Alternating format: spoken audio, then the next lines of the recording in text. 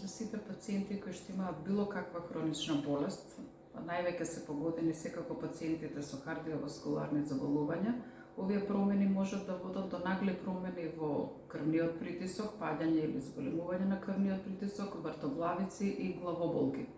Меѓутоа, она што е најважно за летниот период и за високите температури е пациентите да бидат редовно хидрирани, бидејќи дехидратацијата на организмот со појава на покачена телесна температура, инфекции, болести на гастроентеросистемот како што се проливи, повраќања многу брзо можат да доведат до исцрпување на организмот, особено кај повозрасните пациенти, и тука да ни ги закомплицираат сите и хронични болести со појавата на овие проливи, повраќања, дехидратациите особено, и затоа тука треба да се обрне највеќе внимание во навременото хидрирање, правилно хидрирање на организмот, што значи внес на течности да бидат обавезно со 1,5 до 2 литра внес на течности и внес на овошје, зеленчук, полесна храна.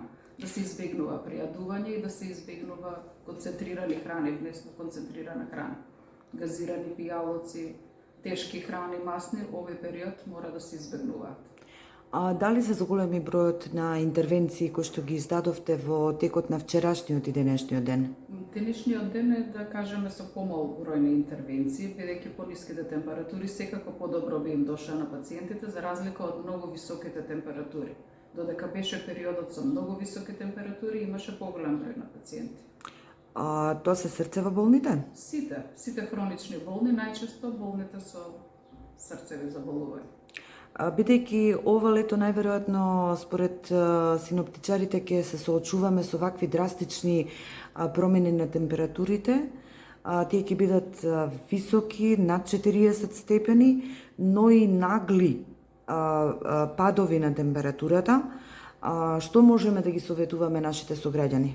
Како што и спомнав претходно, значи да бидат редовно оптимално хидрирани, односно да внесуваат поголем број на течности и храна која што содржи течност, овошје и зеленчук, да се избегнуваат прејадувања, тешки храни и да се пазат од овие вирусните заболувања кои што се чести летно време, како што се цревните вируси кои што доведуваат до проливи, повраќања и ја влошуваат целокупната состојба.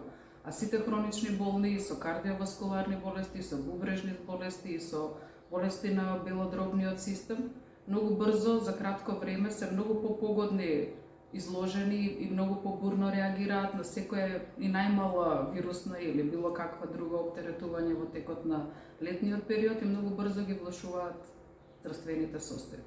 И кај нив е секако потешко и понатамошниот третман може да заврши фатално.